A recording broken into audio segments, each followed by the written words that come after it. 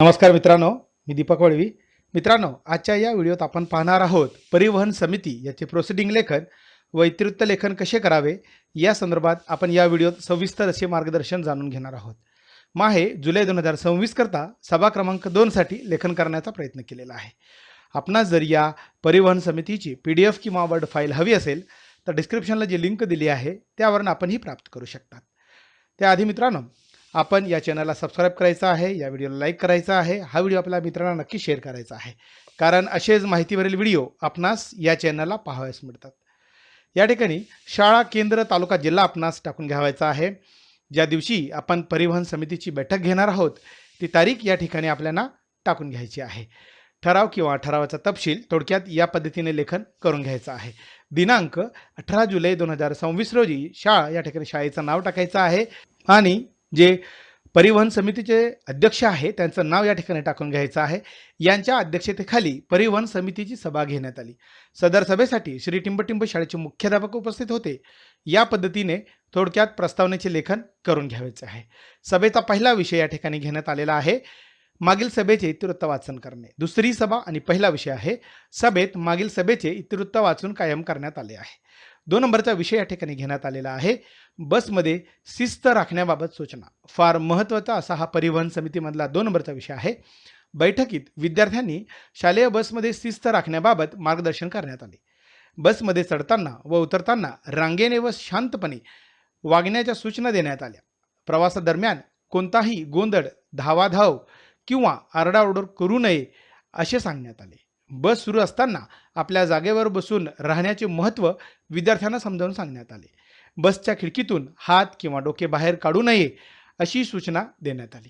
चालक व वाहक यांच्या सूचनांचे पालन करण्याचे आवाहन यावेळी करण्यात आलेले आहे. बसमधील स्वच्छता राखणे व शालेय मालमत्तेचे संरक्षण करण्याबाबत विद्यार्थ्यांना मार्गदर्शन करण्यात आले. सर्व विद्यार्थ्यांनी परस्परांशी सौजन्याने व आदराने वागण्याची शपथ घेतली. सुरक्षित व शिस्तबद्ध प्रवासासाठी सर्वांनी सहकार्य करण्याचे निश्चित करण्यात आले. समितीने वेळोवेळी अशा जनजागृती उपक्रमांचे आयोजन करण्याचा निर्णय देखील यावेळी घेण्यात आलेला आहे व हा ठराव सर्वानुमते या ठिकाणी मंजूर करण्यात आलेला आहे. या ठिकाणी सूचक अनुमोदक आपल्याला टाकून घ्यायचा आहे. सभेचा पुढचा विषय आहे विषय क्रमांक 3 प्रथमोपचार पेटीची उपलब्धता व वापर. फार महत्त्वाचा असा हा विषय आहे. शालेय वाहनांमध्ये प्रथमोपचार पेटीची उपलब्धता व तिच्या योग्य वापराबाबत मार्गदर्शन करण्यात आले. प्रत्येक शालेय वाहन आवश्यक औषधे, बँडेज, कापूस, अँटीसेप्टिक द्रावण व इतर प्रथमोपचार साहित्य उपलब्ध ठेवण्याच्या सूचना यावेळी देण्यात आलेल्या आहे. अपघात किंवा किरकोळ दुखापत झाल्यास तत्काळ प्रथमोपचार देण्याचे महत्त्व स्पष्ट करण्यात आले. प्रथमोपचार पेटीतील साहित्याची नियमित तपासणी करून मुदत संपलेली औषधे बदलण्याचं ठरवण्यात आलेले आहे. वाहन चालक व वाहक यांना प्रथमोपचाराचे मूलभूत प्रशिक्षण देण्याबाबत चर्चा करण्यात आली. आपत्कालीन परिस्थितीत जवळच्या आरोग्य केंद्राशी त्वरित संपर्क साधण्याच्या सूचना देखील यावेळी देण्यात आलेल्या आहे. विद्यार्थ्यांच्या सुरक्षिततेला सर्वोच्च प्राधान्य देण्याचे समितीने अधोरेखित केले.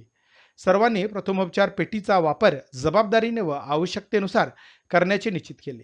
समितीच्या सदस्यांनी या उपक्रमास सर्वानुमते सहमती दर्शवली व तसा ठराव हा या ठिकाणी मंजूर करण्यात आलेला आहे. या ठिकाणी सूचक अनुमोदक आपल्याला टाकून घ्यावायचा आहे.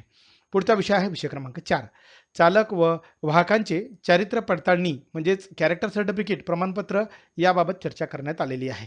विषय क्रमांक 4 शालेय वाहनांचे चालक व वाहक यांच्या चारित्र्य पडताळणी प्रमाणपत्राची तपासणी करण्यात आली. विद्यार्थ्यांच्या सुरक्षिततेच्या दृष्टीने सर्व चालक व वाहकांची आवश्यक कागदपत्रे अद्ययावत असणे महत्त्वाचे असल्याचे स्पष्ट करण्यात आले.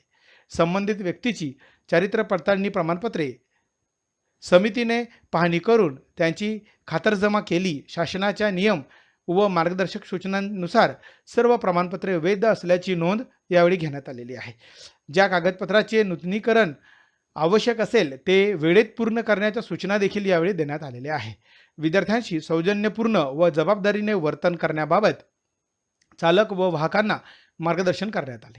शालेय वाहनातील सुरक्षितता नियमांचे काटेकोर पालन करण्याचे निर्देश देण्यात आले. भविष्यातही अशा तपासण्या नियमितपणे करण्याचा निर्णय समितीने घेतला. सर्व सदस्यांनी या उपक्रमास सर्वानुमते अनुमोदन दिलेले आहे व हा ठराव या ठिकाणी सर्वानुमते मंजूर करण्यात आलेला आहे. या ठिकाणी देखील सूचक अनुमोदक आपल्याला टाकून घ्यावायचा आहे. सभेचा पुढचा विषय आहे विषय क्रमांक 5, वाहनांची फिटनेस व विमा कागदपत्रांची पडताळणी. यावेळी या परिवहन समितीमध्ये या विषयाला अनुसरून सर्व कागदपत्रांची पडताळणी यावेळेस करण्यात आलेली आहे.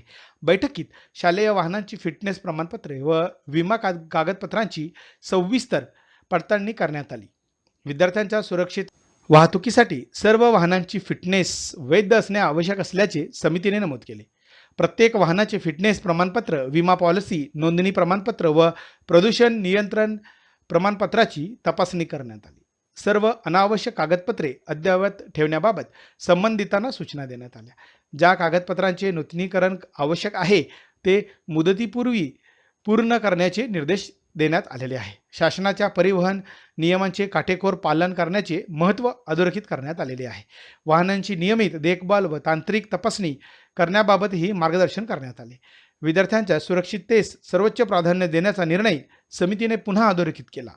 सर्व सदस्यांनी या विषयास सर्वानुमते मान्यता देखील दिलेली आहे व हा ठराव सर्वानुमते या ठिकाणी मंजूर करण्यात आलेला आहे. या ठिकाणी सूचक अनुमोदक आपल्याला टाकून घ्यावायचा आहे. सभेचा पुढचा विषय आहे विषय क्रमांक 6, ऐन वेळेस उपस्थित होणारे विषय. ऐन वेळेसच्या विषयावर सखोल चर्चा करून श्री टिंबटिंब यांनी सभेस उपस्थित सर्व सदस्यांचे आभार व्यक्त केले. अशा पद्धतीने खेळीमेळीच्या वातावरणात अध्यक्ष यांच्या सहमतीने सभा संपन्न झाली असे घोषित करण्यात आलेले आहे. या ठिकाणी शेवटी सभेस उपस्थित सदस्य त्यांचे नाव, पदनाम आणि स्वाक्षरी करून आपल्याला हे दप्तरी ठेवता येणार आहे. आपणास जर याची PDF किंवा वर्ड फाईल हवी असेल तर डिस्क्रिप्शनला जी लिंक दिली आहे त्यावरून आपण ही प्राप्त करू शकतात. धन्यवाद.